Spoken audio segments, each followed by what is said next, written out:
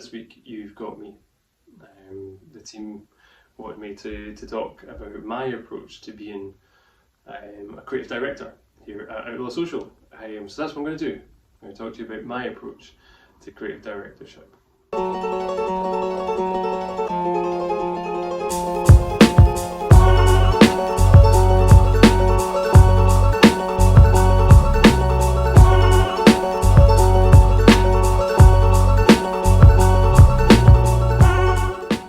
Meow. Where's my coffee? I'm going to be honest with you. I'm wanting to be in your shoes in the next 10 to 15 years. So what if I want to get there, what kind of skills or what people do I have to look at to get there? I think if you want to be in my shoes in 10 to 15 years' time, you need to start making some terrible life choices right now. Weirdly enough, my number one kind of hero and mentor in this game is a guy called John Kiriakou, who you won't have met yet, but hopefully you'll meet relatively soon. He worked for like the big companies like JWT, Saatchi and Saatchi, and he was really, really influential on me about the whole idea of kind of storytelling and emotional brand building versus just kind of like the rational side of marketing. I think as well, from what he was talking about, I don't know if this was from him, but it was talking about short and long-term strategies. Lee sent me on to that, so I read the whole thing yesterday. Actually, I was really fascinated about how we shouldn't be measuring emotional messages in a short-term metric.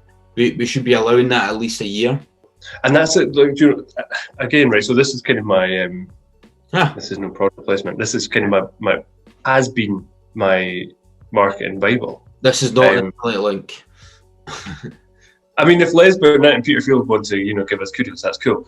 But I mean, like, genuinely, this it costs like 50 quid, right? And I mean, it's like, but I showed my wife and she was like, that costs 50 quid.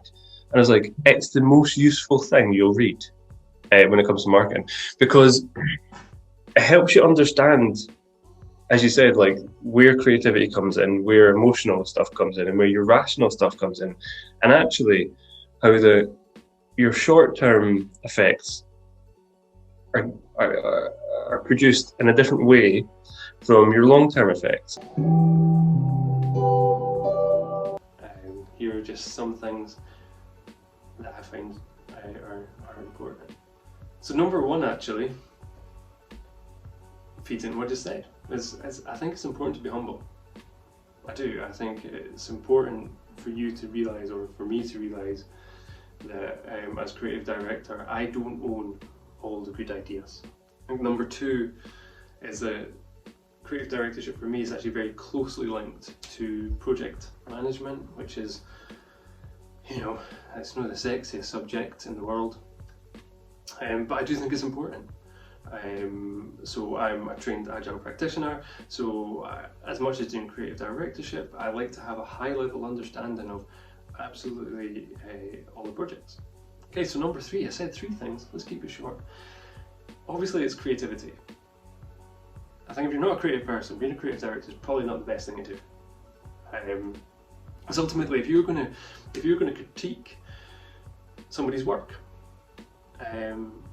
hopefully you know what you're saying. So yeah, there's a lot more, and as I said, I'm continuing to learn. But yeah, so those are my three little takeaways so far from a very young creative director. So thanks for listening to my ramblings.